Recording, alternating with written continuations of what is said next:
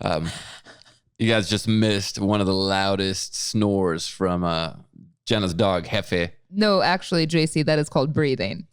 Oh, that's just regular, huh? That's just a regular breath. That's just kind of like it's already been a long day. Okay. It's still 10 a.m., but it's been a long day for Mr. Hefe. I think that's what's held me off from getting a pug, because my son Kason is just infatuated with pugs and wants one so bad. But I am the biggest proponent of the pug life. I absolutely love them. We weren't even going to talk about this today, but now that you've brought it up, a little pug history, personal pug history, because I think a lot of people being stuck at home and being home more often have wanted to get a dog, and they don't know what kind of dog to get, or they see dogs that are cuter than pugs because pugs are quite polarizing, but then they go, this dog has so much energy, this dog, on and on. So my mom hated dogs. She had grown up, her sister always had poodles, and my mom hated poodles. She said she used to let the poodles out of the house because she didn't like the poodles so much. I'll tell you something about poodles. No offense for all the poodle owners, but you know what that means. You're probably going to get offended.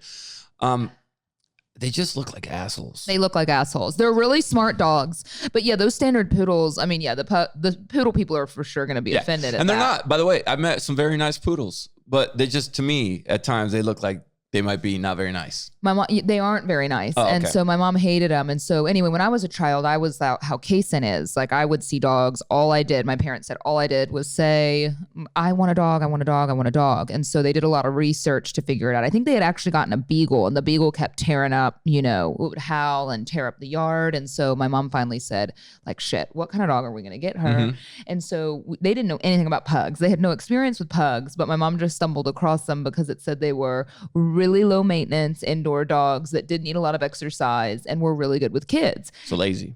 So, all dogs are a bit of work. So we ended up they got me a pug, and that was where the pug story was born, and they're amazing. And I'll tell you what, any pug owner knows this, and you've warmed up to pugs. They have, and I love all dogs. They're cut glee, by the way. Pugs have so much personality, and even now that I've gotten another one, they're both so different, but they have so much personality. So even though they're kind of weird looking, they are really easy as far as dogs go, really low maintenance, obviously don't need a lot of exercise. They sleep most of the day, but they are so funny. They make me laugh so much. This one's Wheezy's borderline sexually harassing me. She is. She loves you. Close she loves you. To a certain area. Weren't pugs, I don't know if this is true or not, weren't they viewed as a regal type dog? I say that, and I don't know if that's true, and you heard that from me. I just like to say that they were Chinese royalty. I'm actually not sure if the Chinese ate them, if they were a delicacy or if they were royalty, but I like to say they were royalty. And yes, and it is true, because when you go to those art history museums, you see a lot of pugs in paintings with royalty. So yeah, I think that they were bred to be like royal dogs. Yeah, because they're chill, and they're not really attack dogs at all. Oh, my bad, bro. Oh, no. He gets very upset when she lays on him, which is so rude. That's your little sister or older sister. He gets very upset when he's touched when he's been sleeping. How come we view dogs as brother and sister when we bring them together, but they're not really brother and sister? Why don't we view them as potential husband and wife? Yeah. They could be pug lovers. Yeah, arranged marriage. I don't know, because you're adopting them, that I would think that they're siblings, right? Yeah, but sometimes they end up humping each other. And honestly, if I caught my kids doing that, I'd be very upset. But if I catch my dogs doing it, I let them go. I let them go hump each other. But Kinsey gets super mad. I just love them very much, but I don't know what I'm going to do, man, because I have this feeling that I'm going to end up being like baby bump and a pug on either side, walking a stroller down the street. How the fuck did my life escalate to this so quickly? I went from an only child, single for most of my adult life, living alone, to how did this happen overnight? I bet everyone feels that way though, right? How'd we get here? I went from being extreme dog lover to my dogs were my kids to now they're just my dogs. I know.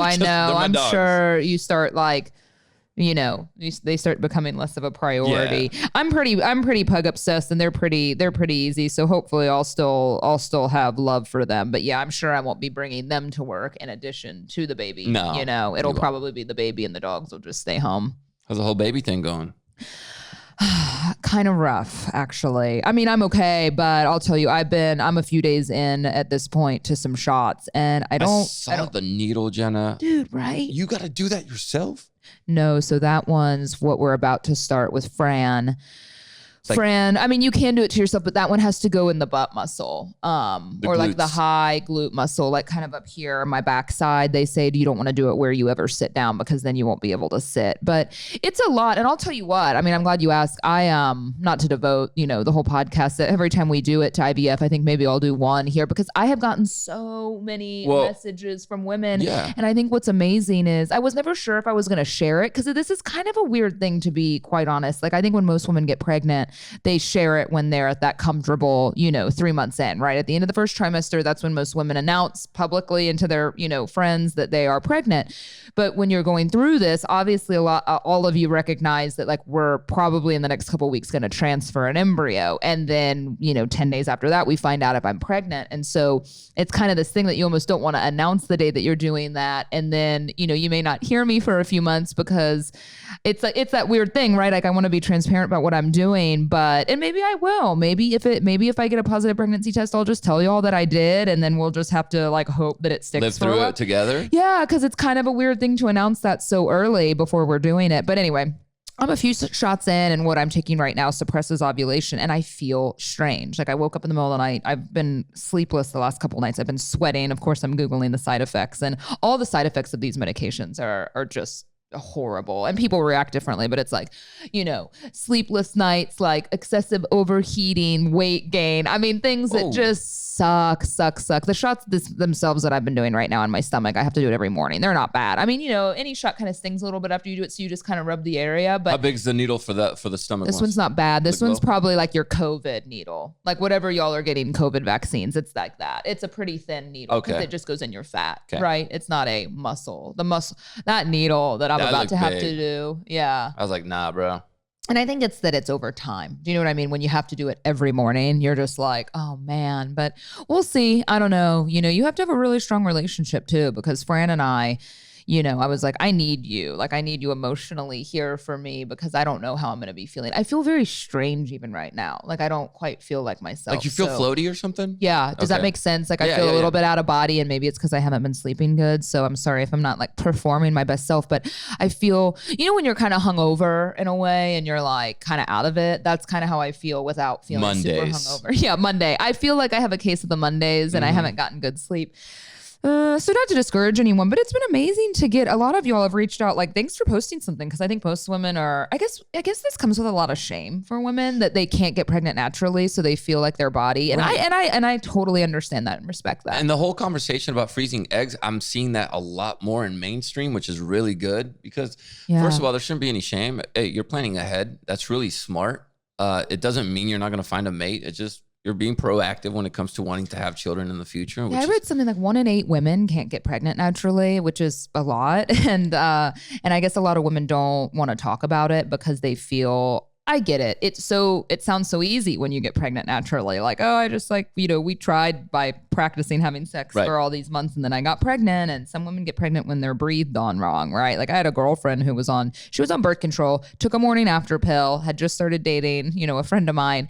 And we always joke that she got pregnant like on the second date because that's how quickly she got pregnant. And she even tried to not get pregnant. I mean, she was on birth control, had a drunken date night. I mean, I hope I'm not revealing too much. I won't say her name, but had a drunken date night and got pregnant. And we were like, holy shit. Like I told my guy friend, like, don't marry her. Like I didn't even really know her at the time. I was like, of course now we're very good friends, but that whole story is wild because it was like, just be a good dad. The way this played out was crazy. But the point is, how fertile are you to get pregnant when you're on birth control and taking a morning after pill? And then here I am. We tried, I don't know if I told everyone, like we really tried for like 6 months, like peeing on an ovulation stick to know that I had Thank you for saying you were peeing on an ovulation stick, because I was like, that's a weird way to go about it. But man, women are champions to go through this, and how many people have reached out to me, people I actually know that I didn't know they went through this, that are a bit older than me, and like the struggle they had to try and get pregnant. And a lot of you that I don't know have reached out. It's been kind of overwhelming in a great way. Like, wow, a lot of women have gone through a lot to have a child. It actually probably helps you get out of like a depressed state, because when you hear somebody else talking about it and then you start a conversation about it, then you're not holding it in anymore, which is what most depression comes from, is just holding things in. And I'm trying to document a lot of this, like when we go to the doctor and when we do this, because I think at the end of it, it actually would be a really nice video to put together of like the hell, you know, that we went through to have some ungrateful blob, you know, this thing's going to be so ungrateful for a while. But, you know, I'm trying to take these videos and I look like shit, you know, in the morning because I don't feel good. My stomach looks fat. And I'm like, this is just like not a cute, you know, process at all. But I thought, hey, I might as well document it and show women because, yeah, you don't feel good. I don't physically like look or feel good. So, but hey, you know what it is. You know what, Jenna, we get too much glam out there anyway. So it's nice to see something. No, it's nice to see real. You know? You're like, you keeping it real. Don't put the makeup on when you're doing it. Just be yourself. And one day you're going to look back at it and be like, yo, this was worth it. But I realized something about myself. I was like, I feel like you know, a lot of women emotionally eat, right? You know, they emotionally eat. I'm usually the type that when I'm not feeling very good, I actually don't eat, which I know is a quality that other women who emotionally eat hate about it. But that's not good either because then I don't feel good. But last night I hadn't eaten all day. I was busy. I kind of have a lot going on mentally. And I realized it was like 9, 10 o'clock at night that I hadn't eaten enough. So then, of course, I want to make bad decisions, you know, with food. And I was sitting there thinking about how, you know, we've been sponsored by this platform Noom for the podcast, and I know you've really explored it and had me thinking. Well, yeah, let's talk about Noom real quick because first of all, this is incredible. It's a way of going about being healthy and getting healthier that I hadn't explored in the past. So we've all had that one friend. Like I've had a friend tell me, "Hey, bro, make sure you don't eat a banana after 8 p.m. because all that shit is gonna be extra calories and turn to fat." No. First of all, no, it's not. It's not proven that it's that way. I mean, if you're a gremlin, yes. But here's the thing. A lot of weight loss can be psychological. Right, because I think the whole point of Noom is it's not about what you eat. It's about, you know, understanding how and why you eat, right? Like it's not always, because I could just say it's okay actually to like eat French fries. Like when you're on a diet, it's not about being on a diet, but it's like how much of it are you eating, why, when, you know, what's your motivation behind it? So with Noom, you're going to be setting health goals. So you set your goals that are right for you, that are healthy for you. And then Noom's going to personalize the weight loss program to help you, your aspirations become a reality. And here's the thing, eating better to feel better, understanding cravings, knowing how to stop, knowing food is bad. When it comes to physical examples, having more energy, enjoying exercise again, fitting better in clothes. Because a lot of times we start viewing exercise as, ugh.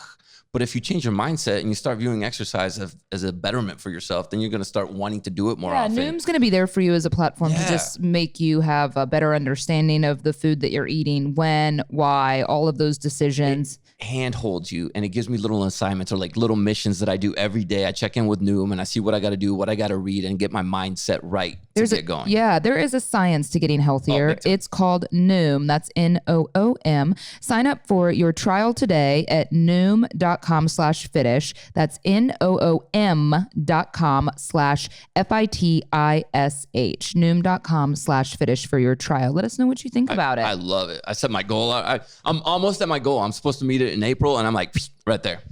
I caught some drama yesterday, and I thought about you because I was like, man, you would have involved yourself in this because I know you love a good drama, like a bystander drama. Yep. I had one last week. Okay, go ahead. So, before you trump me, let me tell you. So I was driving home from work, and I was at a stop sign, and I was waiting to go because the other intersection was really busy and didn't have a stop sign, right? And so I see what appears to be an altercation between a man and he's like kind of dressed like he has been working from home. Like he's in an oversized t-shirt and he looks kind of sloppy and slippers on. And then across the small street, there's a woman who looks kind of just like me, like my age, walking a dog. And I see them kind of in what appears to be an across the street altercation. So I roll the window down and I stay at the stop sign because I'm like nosy. And also like I get worried about women sometimes, you know what I mean? Like I never know. Obviously I have like trust issues with people in general, but I just was she seemed to be a little bit concerned. And so I gather that the man, it appears that he's upset that she didn't pick up her dog poop. And I'm like, okay, I get his side, you know, but he's also I mean, I get it. That's annoying, but I'm also not the person to yell at someone unless it's my yard because she wasn't in his yard. She was across the street. It's a kind of a townhome area where I live. And so, you know, then I gather that he is upset that she put her dog poop. She picked up her dog poop, but she put it in the trash can outside of those townhomes that, you know, she doesn't live there. Well, I see her go back and get the poop bag out of the trash can. So maybe she's proving to him that she picked up her poop. She picks it up. And then I see him yelling at her about something and she just shakes her head and walks off. So I'm like, oh my God, he scolded her not only for that she picked up her dog poop, but that she put it in another trash can. And I was like, this is very interesting because aren't you allowed? I mean, I'm under the understanding that I just learned from one of my employees, which is from she watches too much true crime stuff, that trash cans are apparently public property. So once you put trash in a trash can, that is how cops are able to go dig out of your trash can. Oh, paparazzi does it all the time with fuck celebrities. off, dude, because trash cans, we rent them from the city, right? And so once they're out on the curb, if they're in your garage, that's one thing, that's your private property. But once you put stuff into a trash can that's outside, that's actually not even someone else's property. Like, I understand you don't want someone putting their trash in your trash can, that's rude, but it's not technically illegal. Here's the only time, because I don't care. My trash cans, by the way, I'm a 2 recycling kind of guy. I got 2 of them. Bragger? From the city. Okay. Mackenzie asked for it, so we got 2 of them, 2 blue cans. You're winning. But I understand the people that get upset if you put poop in the trash can if you're a garage holder. So if you're one of the people that stores your bins inside your garage, I understand it because that smell will seep out and then your garage will smell like poop. And then if your car's in there, it's going to go into your circulate and your AC and all that. So I get that. But if your trash cans sit outside the entire week, never go inside your garage, never go even remotely close to your front door, who cares? Just let people throw damn trash away. You're going to be throwing way stinkier stuff in there like meat, rotting eggs. It wasn't his trash can. I think that's more my issue. I get it. And it's not even his, right? Yeah. Don't people have better things to do? Apparently not. No, Jenna, people just want to be freaking patrolling neighborhoods and looking for beef. Some people just love beef. Yeah, they just love drama. They need drama in their life. When it comes to that, I'm a vegetarian now when it comes to that. I don't want any beef. Yeah, I'm a vegetarian. I read an interesting article this morning that said, are people getting meaner? And it's so true because they say that people are getting really tired of things not changing. You know, like people have been struggling for so long. We've been inside for so long. And, you know, this pandemic is finally, I mean, there's maybe light at the end of the tunnel, but it's just been so stressful for people that people have it's just made people mean. Right. They're wanting to pick arguments. I mean, whether it's just like us and friends, people are they've become more mean. And I'm like, I'm scared I'm going to stay inside. I've seen myself change. Because Jenna just talked about, if you see something happening in public, I was the guy that I would throw myself in and be like, yeah, you respect this woman. Or I would I thought about it. I'm like, no. But sometimes it's not worth it because, you don't know what the real situation is half the time. Maybe she could have been in the wrong and I'm just literally choosing her side just because I feel like she's a damsel in distress. And that's not a good way to go about things because she could probably handle her own. But last week, Jenna, so I go to lunch with some friends of mine that are police officers because I wanted to be bragging. This dude has 2 recycling bins and police officer friends. Because here's the thing. What's it like to be you, man? As a kid, I had that dream too. Like I wanted to be a police officer. Obviously, I didn't become that. So the next best step. I don't want to be a police officer. Massive respect for them, but I want more police officer friends to help me. Yeah. So I'm like, I become friends with them because that way I get to be kind of part of their crew, and then I get to hear some cool stories, and everything has fun, and we all have fun. So we go to this restaurant last week. And I showed up late and they were already sitting there and I was like 10 minutes late. And normally they already have like their beers or whatever. And I sat down, I was like, did you guys just sit down? And they're like, nah, man, we've been here for like 10, 15 minutes. They weren't being served. And I was like, they don't go in their uniforms ever. We're civilians when we go. That's what we call it. You're always a civilian. I'm sorry. Well, I'm always a civilian, yeah, but they were also civilians. We're civilians. We were all civilians at this point. And honestly, they just want to blend in usually when they're off work because people always want to come and ask for something or they want to talk. So they blend in as civilians. But the waiter finally comes up when I show up with a glass of water to put it down for me. And he goes, hey, and he looks scared. He goes, hey guys, I'm really sorry. There's only like 3 people working. It was a waiter, there was a bartender and a cook. And he goes, I'm really sorry. I think our bartender's on something. And I think he's intoxicated and he's kind of scaring me. But I asked him for your beers and he kind of like told me to get out of here. And he's really nice dude. He's probably like 20 years old. The cops are like, here we go. No. So one of my buddies goes, well, is he really? So we look over and my man was blitzed. Drunk or on drugs or what? He was on like one eye was like bland, the other one was kind of like half closed and he was like stumbling around and he was loud, obnoxious. I thought it was actually a patron because I could hear it, but I didn't know it was the employee. And so my buddy goes, do you want us to call the police? What do they do in that situation? They go out to their car and change clothes. Yeah. And I'm like, wait, you are the police. Like, Yeah. what? And he goes, nah, man, we're not on duty right now. Like, and this is, and they work in a different city anyway, so it's not their jurisdiction. So he goes, do you want us to call the police? And he goes, no, I think we're going to try to see. I just called my manager. He might show up. We're going to try to take care of it. And I was like, okay, well, I'll take a Dos Equis. You know, 'cause I mean, if you don't want the police to be showing up, obviously you don't think there's that much of a problem going on. So I'm like, so can I get my beer? Yeah. So I was like, can I get my Dos Equis and can they get their beer too? And he goes, well, he kind of like is not being very nice to me. And I was like, listen, bro, just go back there. You pour them. We'll keep an eye out for you. Yeah. And he goes, okay. So he walks over there, goes behind the bar, Jenna. And the whole time he's doing like when a kid gets in trouble, you know, when a kid gets in trouble and he's like, looks back at mom, like he's cleaning the, like, pick up the poop case in, and he's just like looking back. So he's over there looking back at the bartender, pouring the beers all slowly, like hunched over, like he's ready to get just sucker punched. And we're all just watching him. And he finishes, and the guy starts screaming at another person that's sitting across the bar. He's just yelling at him. I can't tell what he's yelling, but he's yelling at him. And I'm like, guys. Like a patron. Yeah. I'm like, what do we do in this situation? And they go, well, we're just going to make sure that nothing bad happens, but hopefully somebody's going to call the police. And so I go, okay, cool. So he comes back with our beer. And he goes, I'm really sorry about that, guys. I don't know how to handle it. He's really scaring me. And I go, how far away is your manager? And my buddy again goes, are you sure you don't want us to call the police? And he goes, well, I don't want him to get in trouble. You know, he's normally a good dude. I'm like, okay, whatever. He leaves again. This time, bartender guy comes out and like puts him in a headlock and is like giving him a noogie. And like a nice one? I think he was trying to be playful, but it was extremely rough. And this kid he's like shell-shocked. Unconscious, yeah. Yeah, he's like, you know, like when you have that big goofy friend when you're a kid and he's just way bigger than you and stronger, that was it. Finally, this girl shows up and she gives him the hug like they do on The Bachelor, like the straddle hug. You know, when you jump on their arms and then you straddle your legs around the bartender. To the bartender. And I'm like, what in the hell is happening over here? I picked this place, by the way. My buddies are like, dude, thank you. This is the most entertainment we've had in a while, right? And so he starts going off and like talking all loud again, clearly inebriated. And then all of a sudden, out of the corner of my eye, I see 3 cops show up. Yeah. I'm like, oh shit, somebody called the cops. And I looked at them, I'm like, what do we do now? Like, do we help them? And they go, no, we're not on duty. Let them work. And I'm like, but I'm ready.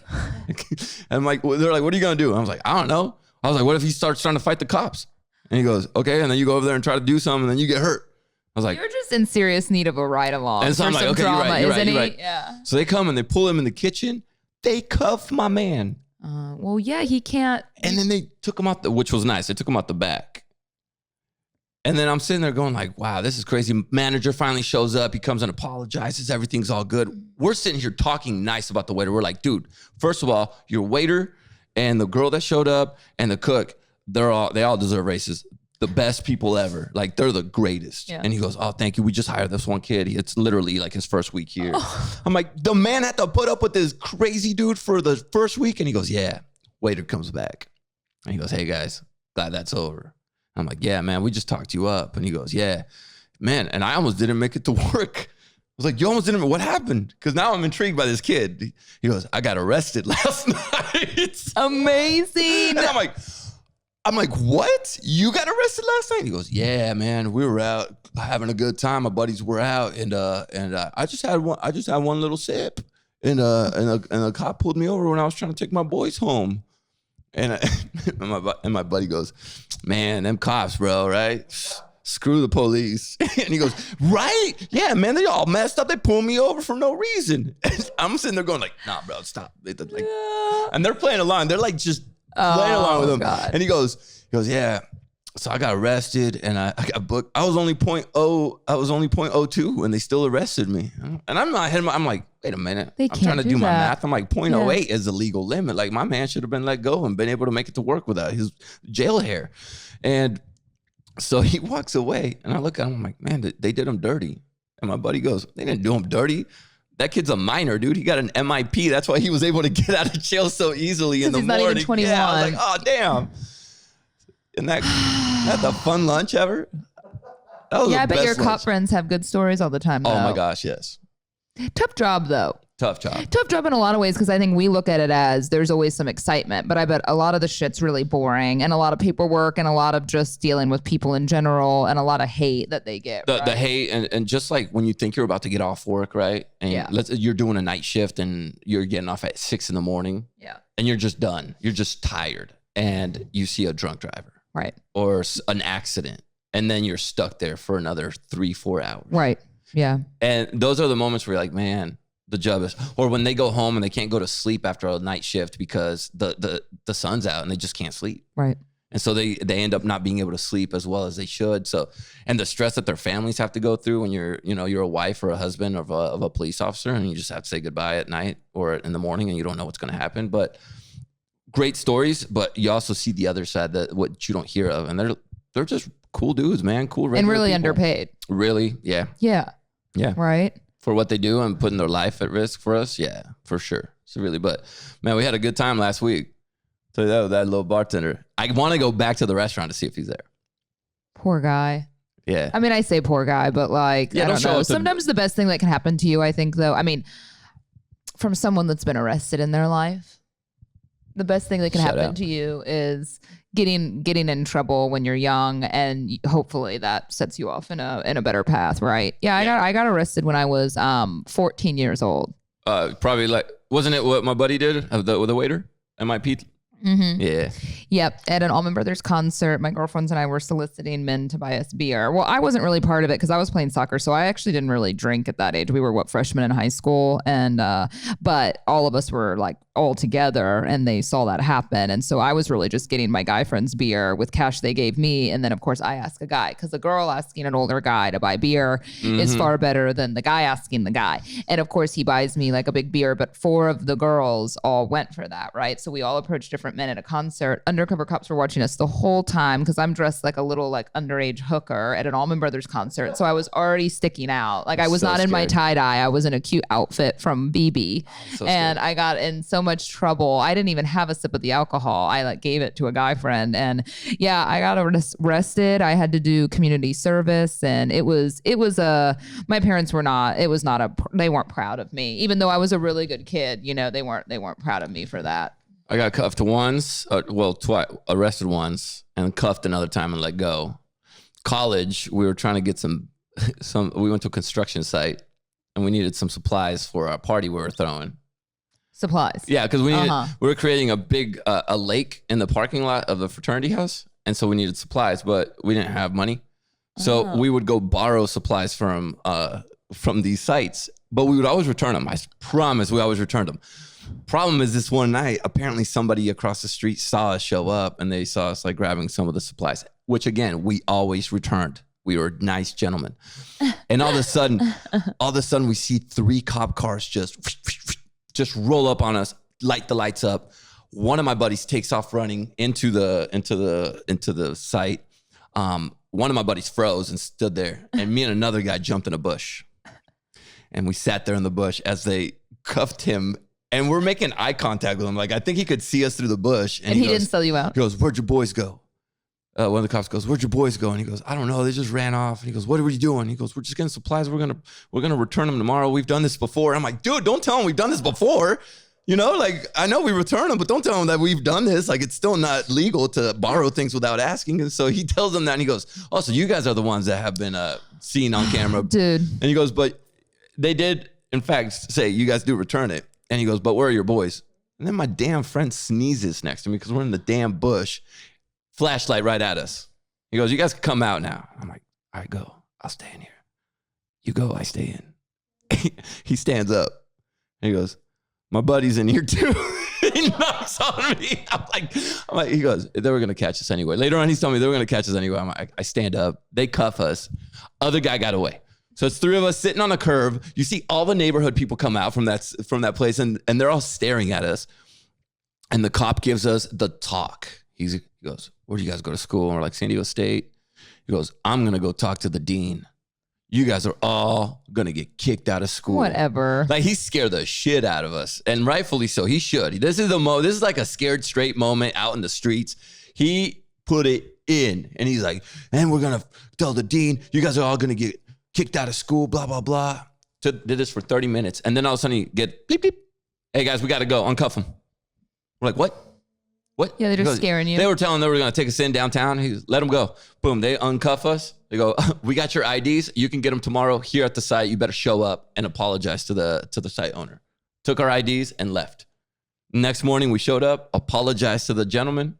And he goes, hey, I know you guys have been doing this for a while. Next time, here's my phone number. Call me and I'll lend you guys the supplies. Amazing. Which was pretty cool.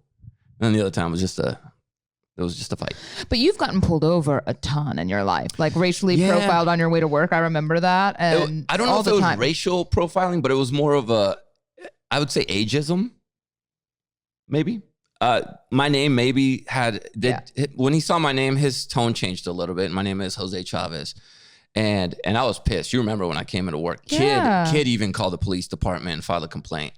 But I was driving through this area of town where I used to live. That was a little seedy over by the strip clubs, not much going on around 4:30 in the morning when I was driving to work. Not much good stuff. And I had just bought my first nice ass car. Yeah. Or leased it. I'm sorry. I didn't buy it. But I told people I bought it. So I bought this really nice car or leased it. And it was all blacked out, blacked interior, blacked out windows, everything black. And he pulls me over and he goes, hey, where are you going right now? I said, work. He goes, work at 4:30 in the morning? Yes, sir. Let me see your ID. Jose Chavez, huh? You in sales? And I'm dressed in a jacket, baseball cap, scrub. And I go, am I in sales? I was like, do I look like I'm dressed for sales? And he goes, I don't know. You tell me. And I said, well, no. And he goes, are you sure?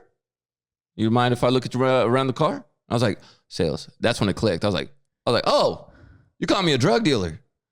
And he goes, I'm not calling you anything. I'm asking you if you're in sales. And I said, no. And he goes, what do you do? And I don't know why I just became that dude. I was like, I'm not going to tell him what I do. I was like, why? I would have told her what I did. I don't know why I didn't want to tell him. I don't know. I was like, I don't know why what I do has J-Si brilliance. But probably stupid on my part, but I was pissed off at the way he was already talking to me. So I was like, I don't know. I don't see what I do has anything to do with you pulling me over. And basically he made me get out of the car. He cuffed me. And then he walked me around and asked permission to open my trunk. I gave it to him. He opened my passenger side. He asked for permission for my glove compartment. I gave it to him. He didn't find anything. And I could tell he was getting irritated every single time. I was like, you can keep looking, man, but I literally just got this car. So it's brand new. There's nothing in it. And he goes, all right, man, sit down. Uncuffs me. I sit down. He goes to his car for about 10 minutes, which made me even more late to work. And he comes back with a ticket. And he goes, here's your speeding ticket. And I said, speeding? I wasn't speeding. I swear I knew not to speed in that area. I knew that area. And he goes, yeah, I got you going. I forgot exactly what it was, but he goes, I think I got you going. It was 47 or 50 and a 45, something like that. And I go, you're really going to give me a speeding ticket? And he goes, yep. Throws it down, walks off. I got to work livid. Showed it to kid. I'm like, dude, look, he gave me a speeding ticket for going 50 and a 45. And he goes, what the hell? After he tried to and then I told kid the story. Yeah. I talked about the story on the radio. And then kid called the department and had to talk with his boss and but stuff. Dude, how great that he didn't find the 3 pounds of weed under the driver's seat. It was under the spare wheel, guys. Stupid, bro. Jeez, that could have been really bad, Man, you got out of there. Yeah. And that's why I put the Coke underneath the actual car too. So it's just, I mean, that's part of white female privilege for me that I've never had to deal with, is like especially with so much we've learned in the last year, because it's like, of course there's great cops, but there's also racist cops, just as there's great people and racist people. Right. So I know a lot of the good cops are getting a bad rap, but shit, like that fucking sucks for you. Cause that happened to you. I mean, that story, J-Si, over the course of the 13, 14 years that I've known you now, that has happened to you, similar situations. I mean, probably like 5 or 10 times. Pulled over, not where it goes bad, but just no. There was another incident with Kinsey when we were in Arizona. Remember this one? Yeah. We got pulled over and I was driving Kinsey's red Honda Civic. And so he pulls me over and I was speeding in this case. And he goes, I hand him my ID and he looks at who owns the vehicle. He goes, this vehicle doesn't belong to you. I was like, yeah, because it belongs to my girlfriend. And he looks at her and goes, "That's your girlfriend?" And I said, "Yeah." And I shit you not. He goes, "Ma'am, are you okay?" Like you were kidnapping Look, him. man, Yeah, I know he was sex trafficking Kinsey. Like, I know I outkicked my coverage and everything, bro, but that was a little too low, right? Like, and Kinsey goes, "Yes, that's my boyfriend."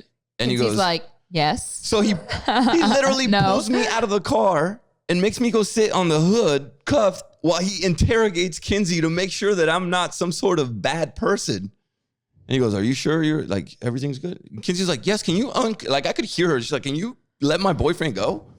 And finally he did, but I was like, I don't know what the hell's going on. I think the thing is, being light-skinned Mexican and having my name for some reason raises a flag that I'm some sort of like high up in a cartel. That's the only thing I could come up with. Right? Like, I don't know why. Like, everything's cool until, Jose Chavez. We should ask Francisco. Oh, wait a minute, light-skinned Mexican. He said that shit hasn't happened to him, and I just find that so hard to believe. Right? Yeah. Because I'm like...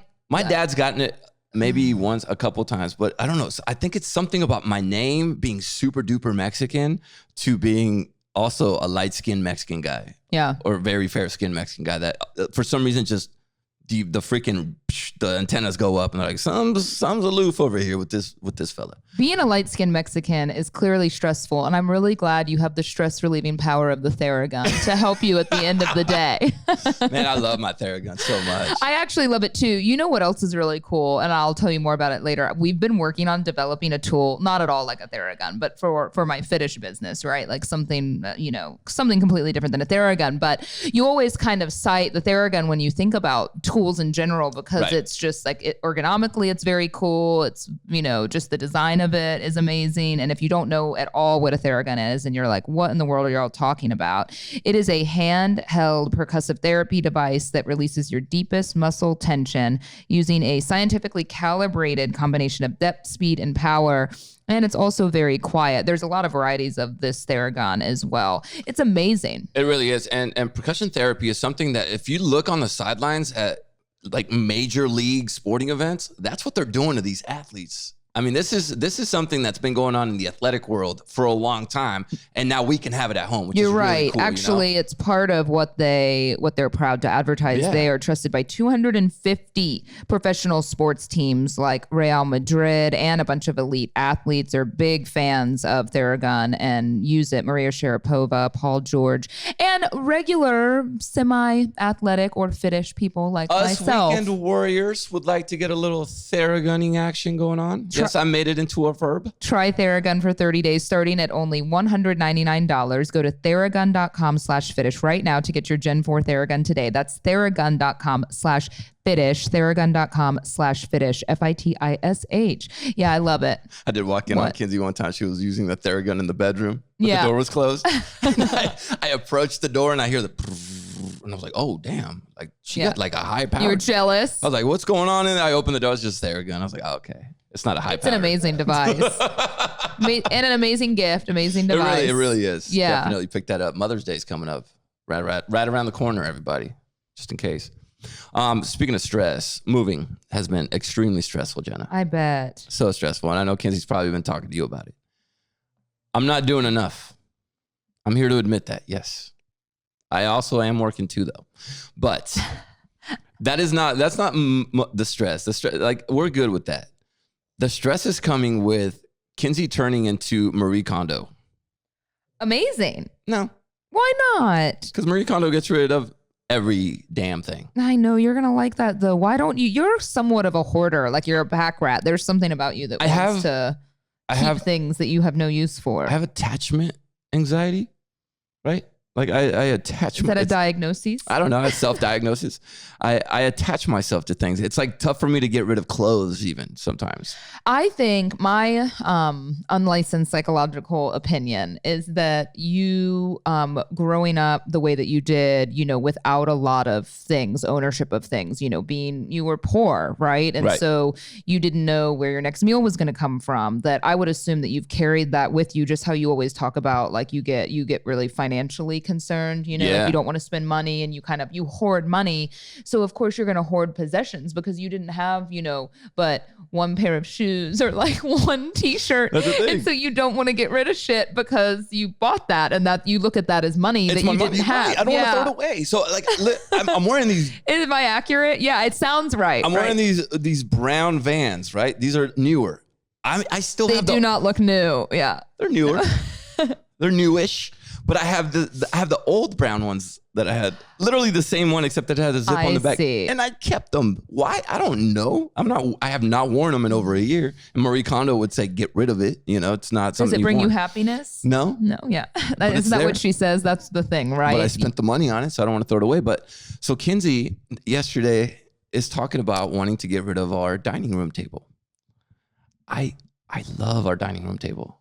And it's not expensive. First of all, it's from IKEA, right? So it's affordable. It's a starter table.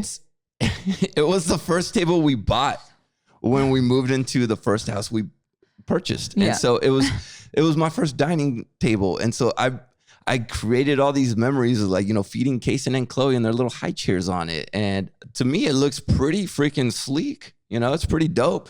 And I was telling Kinsey, I was like, listen, we can't get rid of this. And she goes, it's too late. I already gave it to Clarence. I was like, who the hell's Clarence? She goes, the guy that's going to help us move. And I'm like, well, tell Clarence that we're going to keep her damn dining room table because we're going to move into this house broke because we're house broke right now. And it's going to take a while to buy a new one. So let's keep it for now. And then when we buy a new one, we'll call Clarence. And she goes, no, I already told him no take backsies. I was like, you can't do freaking elementary school shit, you know, with my dining room table. And I was like, I just want to be involved in the getting rid of shit process. And she goes, we'll do it in the future. And I was like, no, but I want the dining room table. So this was literally the argument we had. And I go, listen, Kinsey, I just want to let you know something about our beautiful dining room table that I named Jonathan.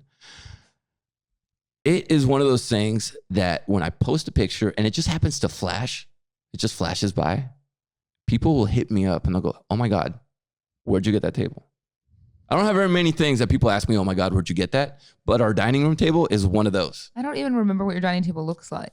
Freaking sick, bro. It's dope. I'll send you a picture.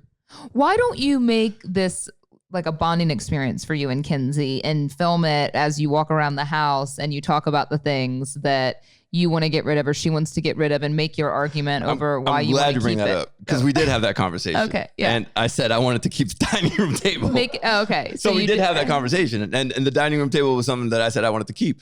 And so I tell her that I get all these compliments on the table and she goes, no, you don't. Nobody, I don't like she doesn't like it now. She's officially made up her mind. She doesn't want it. She's going for a whole different aesthetic in general. Sure. Right. But I think it fits perfectly in our new house. So anyway, she posted a video of the boxes she had packed. Yeah. Behind this is the dining table. Is the dining room table, right? And she comes up to me yesterday and accuses me. She goes, did you tell this woman to tell me this? Like, did I tell this woman to tell? I was like, I haven't even been on Instagram today. What are you talking about? And she goes, you didn't tell a woman to message me this? And she flashes me an Instagram message, a DM, and it says, oh my God, I love your dining room table. And I was like, nope, did not. I told you though. I did. I told you people like that table. And she goes, no, I'm sure you did. I was like, whatever you think. So then she starts going through her messages. She starts going through the DM. Jenna, she had like 20 people hitting her up, talking about how awesome our dining room table is. And where did you get it? And it's so beautiful. So has she changed her mind on it? No, Clarence is still getting it. Well, it's from IKEA. Get another one. But I don't have memories with the new IKEA one. Then get Clarence one from IKEA as his like bonus. No, now we're going to have to get a new one. So basically, that is the dumbest shit we've been fighting about while moving. It's not so much I'm stress. sure. I mean, I've actually never moved with someone, and moving stressful enough as, you know, being alone. I can't imagine like how annoying it is to have to deal with someone else's emotions with things. I mean, a house, they say, even with dreams, you know, when I used to do a lot of dream readings, I've like retired for the time being. A lot of people still send them to me. So maybe we can bring that back up if you find it interesting, because I get a lot of messages still about the dream readings. I freaking love I don't know what I'm doing really, but I just feel like I read a lot about stuff in psychology. But anyway, the home is a reflection of your sense of self, right? Yeah. Like your own personal identity. So of course, moving is really difficult. That's why a lot of people have a really hard time moving, because you create so many memories there, and it feels like you, if that makes sense. Like when you have dreams and you're in your home, you're actually dreaming about your own identity and stuff. So it can be really difficult. Yeah, I'm actually having the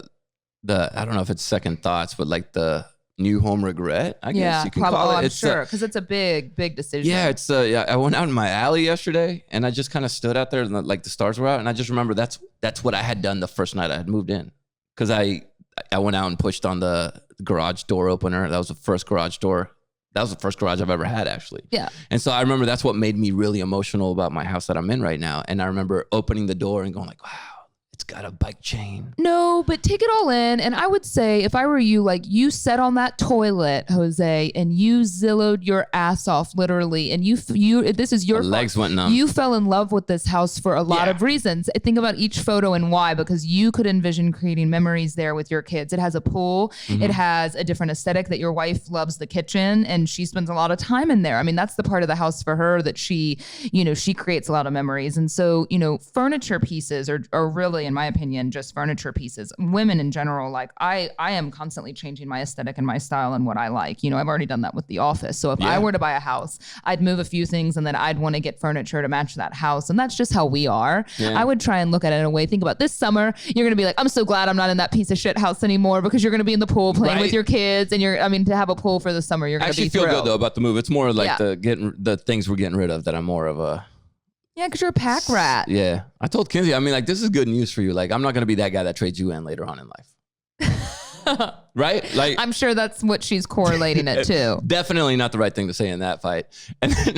You know what I think? I have an idea what she should do, though. Instead of getting rid of all of your stuff, I think that she should start a little online store and sell some of the stuff. That way you're giving it to people that want it to create memories with, and you're making money on it to buy new stuff. And I know it's kind of a grind, but that would give her a good little hobby to do for a period of time. And I know a lot of people are starting small businesses in general during everything that's gone on. I mean, it almost makes me want to start another small business where I'm selling things. Maybe Kinsey and I could get together and do that. But I want to talk about ShipStation, because they're going to make it really easy if that's what you decide to do. If you sell anything online, you're in the right business, because more people are shopping online than ever. I mean, in-person retail shopping experiences are just, they've been destroyed. Everyone's more comfortable buying things online, entering their credit card online. And the hardest part when you do start a business is shipping. Like, how in the world do you figure out how to ship something to someone? And ShipStation has been a program that I am so happy that they sponsor our podcast. They sponsored us on the radio show, and I have used ShipStation since I started my own small business. This is very genuine. I actually still use ShipStation because they've grown with me. So whether you're just shipping out, a couple orders a week for your small jewelry business or whatever side hustle you've decided to start, ShipStation is going to help you accomplish this. And, you're going to be able to access the same rates that they usually reserve for Fortune 500 companies without the contracts or commitments. ShipStation is going to funnel all of your orders into one simple interface. You're going to be able to get online. It's going to print off, the addresses of the customers that you're shipping to, and you can utilize it with really any platform, whether you're selling stuff on eBay or Shopify is the platform that I use for Fitish personally. Shipping department for your company, basically. A shipping department, yeah. And they work with UPS, FedEx, USPS. So no matter what service your customers are choosing to use to ship, it's really amazing. And if you use my offer code Fitish, you're going to get a 60-day free trial, 2 months free of no hassle, stress-free shipping at ShipStation.com. Click on the microphone at the top of the page, type in Fitish, that's Fitish, that's ShipStation.com, and enter the offer code Fitish. Make ship happen. Best tag ever, by the way. I love it. Yeah, they have a great tag. ShipStation wins with the tag. Ship happens. Make ship does happen. It does happen. Ship's always happening. Yeah, we use ShipStation up here. I mean, I just hired someone new, by the way. I saw that. Where'd you find her? Where'd I find her? Yeah. You know what? She actually had wanted a job a while ago, and I had just brought on Danny, who works for me, and And so, I'm so lean that like I didn't have the money. I mean, it's a startup. Like I'm now only at 3 full-time employees. I outsource. I brought on a consulting firm to help me basically like in a COO, like an operations accounting role, which was a piece of advice given to me, which actually works great. Cause like for a pretty hefty salary, you're getting, like a single person salary, you're getting 4 people, right? At the consulting firm working for you like 3 days a week kind of, but it almost feels full time. So they would do this for other companies as well. But right now, like it's mostly us. So I don't know, but I'll tell you what, I mean, I know my girls listen to the podcast, but I'm going to say this. I was upset with them this week, and that's part of being a boss. By the way, you get upset. And I like to be transparent and honest with them. But I would say to anyone starting a business, especially for me, and I would love y'all's advice if you run a business. The hardest part for me, running a business is hard, obviously. But, when things are going and moving, the hardest thing that I have been faced with is managing other people. When I started this business, whether I was doing things right or wrong, I was doing everything, right? So I could be stubborn. I could do things my way. If I procrastinated or if I fucked up, it was on me. But when you are training younger people and bringing them on, you are trusting them with things, you're delegating, you're giving them responsibility. You're also trying to help them grow into the people that I want them to be. So people are going to mess up, and how do you teach someone when you're just learning how to run a business about ownership of shit, that you want to make more money, you want to do this. Well, you better fucking, take ownership. Right. And at the same time, when I have hired girls that I actually like, I personally like them. I would grab a drink with them on a Saturday, but that can be a slippery slope, right? Yeah. And so sometimes you talk to people, and the advice that's given to me is like, don't be friends with people that work for you. But how do you do that when I'm a woman that, you want people to look up to you. You want to be a good role model. You also want to have a really great company culture and work environment. But at the end of the day, you want shit to get done. And so I try to tell them that, like, I want it to be cool up here. I want to order food. I want to be able to do retreats, vacations together. I want to be able to, go grab a drink every now and then to celebrate good moments. Which I think is actually the best. I want to talk about my IVF. I want you to talk to me if you're having a shit day or something going on in your relationship. I want to have days we work from home. I want to have all of these things. But at the same time, how do you rein it in and know, like, this is work? And, one of my girlfriends said to me, she owns a business, and she goes, Jenna, I'm not friends with anyone I work with, and it's different because she also acknowledged, she doesn't have girls like I've hired, Well, and also we come from the radio world, and if you don't do that in the radio world, you failed. You have to treat each other like family. You got to hang out together. You got to get to know each other. And so you just brought that into an actual company. And I also brought with me all the things, or I left behind all the things I didn't want. I don't want to micromanage. I don't want to breathe down someone's neck. And so it's been really difficult for me to navigate. I'm reading some good books about company culture. And one of my mentors has said, Jenna, you can have great company culture, but that exists between the working hours of like 8 to 6 or 9 to 5, or, whatever your hours are. You can have great culture that people want to be at work and come to work, but they're still fucking working. You know what I mean? And not, and anyway, so I think it's just, and they're wonderful. I mean, they do great work. It's just every now and then you kind of have to light a fire, and I kind of have to be, frankly, a bitch. And I think that's what sucks about being a woman in business, is that now you quickly see how, or when you watch movies and shows, men can be outright assholes when they're bosses of people. I mean, they'll lay into you. I mean, we used to get our asses handed to us, by Kid, or, if George was mad at us. I mean, he's, but there's a way that they handle it that you're just like, okay, this is how it goes. But I think that the mistake that I've made is that in an effort to be cool, I can be too lenient and too cool with things that I'm not cool with. And then I regret being cool about it. And then I have to pull it back and be like, this isn't okay. What I mean? I don't like how this was handled. And then, of course, you're surrounded with women that have emotions, and it's like, you feel terrible if you made someone cry, but I shouldn't feel terrible because it's work. And anyway, so yeah, it's really difficult to manage. And I want to be honest with them. Like, I'm figuring this out too, and what kind of boss I want to be. I'm going to make missteps. Man, that sounds stressful. Dude, it is. It's so hard, because then I'll stay up all night thinking about, could I have handled that differently? And I think at the end of the day, I want them to like me, but I also want to run a successful company, because I literally left a career to do this. And so I want it to be fun, but I also want it to be serious. Man, I feel like being a boss is almost like being a parent. Right, I think so. Except when you're a parent, you cannot fire your kids. But I know, and I also don't want to be. I mean, I have fired one person, and that was really hard for me. And I don't even think she ended up giving much of a fuck about it. You know what I mean? But like, that was a really hard thing for me to do. I don't want that. I want people to grow to their potential. You know, I don't want to be, and no one's doing anything that is like fireable right now. You know, that's like really out of line. It's more just like you want people to always like really step up, right? That reminded me. My friend got fired once, and he was saying he had a girl. It was a girl boss, and she was trying to be really gentle with him, and he said, "Wait, are you firing me?" And she goes, No, I'm not firing. I'm letting you go." Like, I was like, how'd that process in your head? And he goes, "I don't know, bro, but it eased my mind." Like, it was like getting fired for some reason sounds so just like burning. It's like you're getting burned. You're being thrown on a fire, but letting go. It's like, no, I'm gonna let you go. I'm gonna let you go do things. Yeah. Yeah. The difference. It's very hard. So weird. It's very hard. Yeah. So I'm figuring it out. If anyone has any advice for me, I would actually really appreciate that kind of advice. You can always shoot me a message on social media or info@fitish.com, the podcast @fitish.com. We have a lot of ways for you to contact us, and I'm always down for that. But yeah, that's something that I really struggle with, you know? No, that I don't struggle with.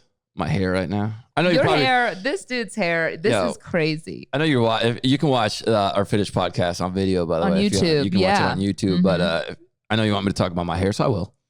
Because I've been using my friends over at Pros. Now, Pros gives me my very own shampoo, basically. I feel like a celebrity because it's custom. It's custom made. It's what I wanted. I went online and I took their quiz. I mean, they asked me things like, what's your zip code? They want to know like what environment I'm in. Right, because of the weather is a huge factor. The huge factor. They also ask like, hey, what are you looking for when it comes to your hair? And I was like, man, I want curls. I want to get a little bit wave because my hair normally is just straight as a board, right?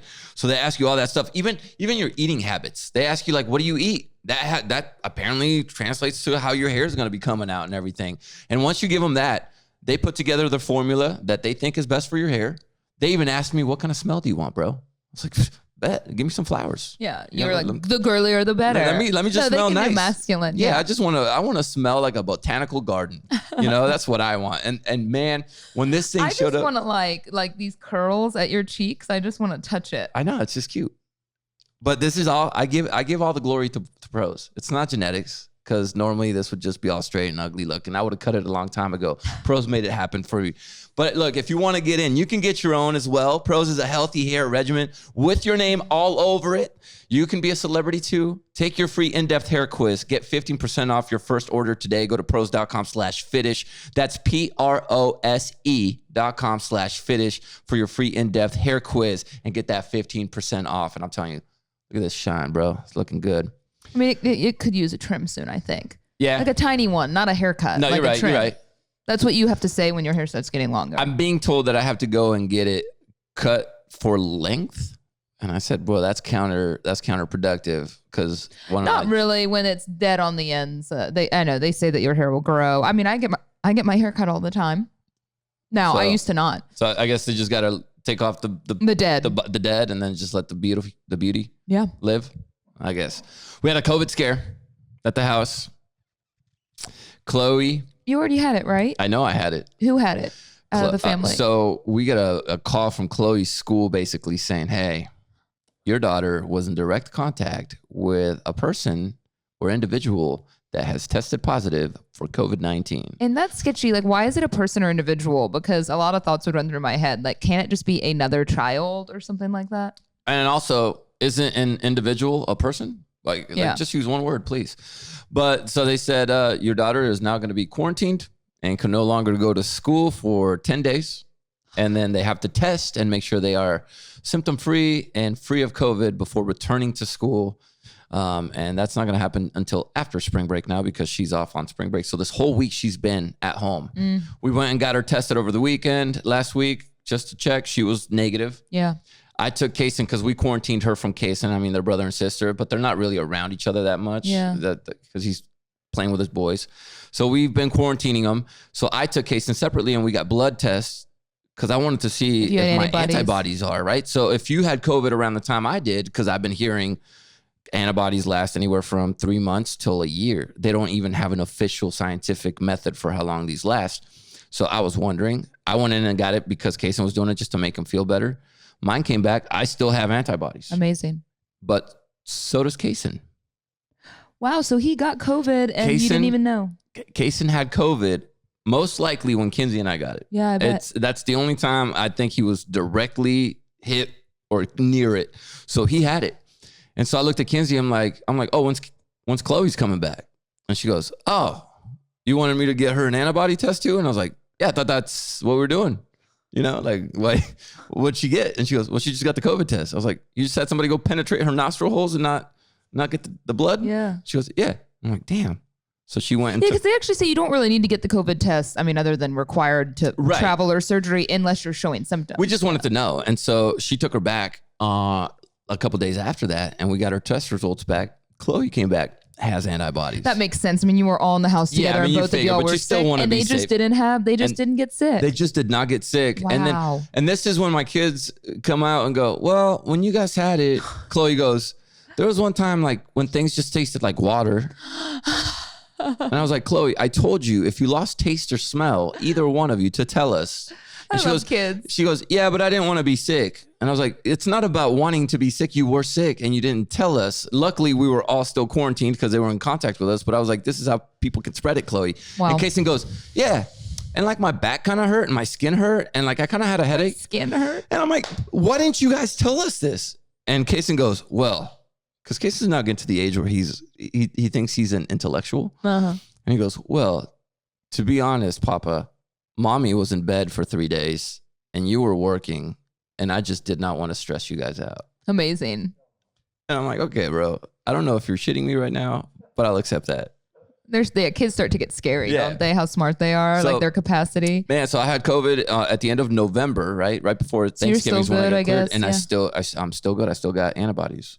Yeah, it was interesting because I grabbed a drink with a friend last night whose birthday it was, and I have not been around people at all. And he was like, so I met with him alone because I'm going through all this, and I think I'm not supposed to get a vaccine right now if I'm about to do a transfer. Oh, that's right. I'm really not sure, and so I'm all for the vaccine, but I also am like, I'm trying to get pregnant right now. Yeah. I think once the baby's cooked later, if it's successful, then I can, because they're already almost, I've had friends at like 35 weeks get it. So, but it's interesting because everyone that I was around, this group, because he forced me to come have one drink around, there was a group of like 15 people. Every single one of them has had, if not both, one of the shots already or has antibodies. So I felt more comfortable knowing that everyone around me that I was sitting between has already had both of their shots. So yeah, it was interesting though. I could see this like light amongst these people that are I'm not very social, but they were all dying to be out. And so they were so excited that they're all vaccinated. I know. Everybody wants to be out. I get asked this too. I get messages saying, hey, are you going to get the vaccine or have you gotten it? And the truth is, I'm glad I know that I have antibodies now, because I would hate to go and get the shot when it could have gone to somebody who really needs it. Right. Well, I think they have enough now, because most of these people are my friends that are healthy and like in their 30s. Okay, so if they're able to get it, I think it's opened up to like everyone now if you call, because they've started to get a lot more. Yeah. But yeah, I absolutely am going to get the vaccine once my antibodies wear out. Well, I don't even know if are you supposed to even get it when you have antibodies? I read that if you have antibodies and you get one, you're almost like done, that you don't even need to go get the second one. But I don't know. Don't listen to me. I haven't done enough research yet, but there's a lot of different theories out there. I'll call a doctor and double check, but also you can send us a message and let me know for sure. One shot a day for now is enough for me. Yeah, I'll take one shot over the two. That's plentiful for me. If I could do antibodies and then a shot and be done, I'm cool with that. Let's get that going. Let's hype it up. Enjoy your move. Yeah, next time we talk, Jenna, I'm gonna be in a new house. Amazing! I can't wait. And then maybe we can have you and Franny over. I would love that. Oh yeah. I actually would love that. Leah, why don't we just come to the house and eat? Yeah, you're talking about cooking a baby. Just step into the hot tub real quick. Bro, that bad boy. Oh my God. Yeah, I'm not gonna be able to get in the hot tub. You can't? You can't get in a hot tub when you're pregnant. Can you put your feet in? Really? You have 2 fucking kids. I never had a hot tub. See, I didn't know these things. I can put my feet in. Of course, I think I can put my feet in. It's just about you can't get your body temperature too high or it will kill the child. Oh, for real? It cooks it. I shit you not, did not know. It's like a double boiler. Like you're like literally putting it. Yeah, you can't. I mean, you also can't do hot yoga. Like you can't get your body temperature too high. Ladies, if you're listening and you're pregnant, do not get into a hot tub. You understand? Please. The hardest thing for me is going to be not using a heating pad, because I love a heating pad. The lower back? I think, sometimes the baby's back there. Oh, is he? Okay, cool. I don't know. He or she, I don't know. Wow. Them. No, I'm kidding. I didn't, man, the hot tub things maybe I did know and I just forgot. I'm sure you knew. It's been a while since I've been pregnant. But yeah, I don't. There's a lot that I don't know, so we'll see as we get there. Right? I'm more concerned about just getting there and then like how I'm gonna raise them than I am about during. I think I'll be pretty. I want to be chill during. I know one thing you can't do. You cannot ride horses. I remember that. You cannot ride horses and roller coasters and things like that. Roller coasters? Yeah, What the hell? I mean, I'm a big coaster fan right now these days. I love going to grimy amusement parks. Bro. Yeah, no coasters, no shaking. Damn. I just thought it was horses. Probably can't ride a bull.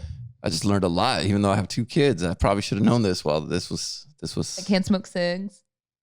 Not that I have been anyway. Probably but can't even do drugs, man. No drugs. Coffee's going to be the hard thing for me. Oh, no caffeine, girl. But I've read that that's kind of.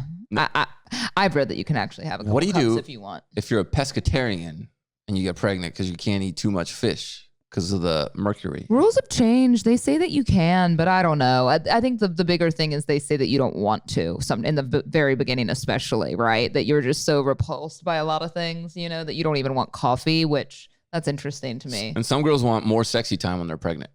I hope so. Friend's gonna cheat on me when I'm pregnant if I don't turn horny at some point. Kinsey was one of those. Yeah. It's weird. It was like, but I think a lot of them. Yeah, they say it's kind of an up and down. Yeah. But hopefully, I'm waiting on that because right now I was like, I'm feeling like not. Like I told Fran, I was like, I feel like asexual. It's not against him. I'm very attracted to him, but I'm just feeling weird. Yeah, because I'm of just kind of like the hormones and stuff. He's like, I understand. I'm like, no, he doesn't. He's so mad. He's so mad right now. I think I was the more like, should we really? Because like, I don't want to poke, man. Like, I don't want to dent the dude's head. That doesn't happen. Yeah, because obviously scientifically it won't go hit anything that would damage the baby. No.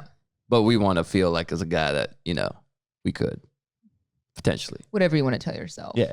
Yeah. Yeah. We want to think that way. Good times. All right. We're going to end it right there because I got to go to a lunch and Jenna's got to get back to work. Yeah, I do. I really got to get back to work. And we'll see you after spring break and I'll tell you how my new house is. Amazing. All right. Bye, y'all. Bye.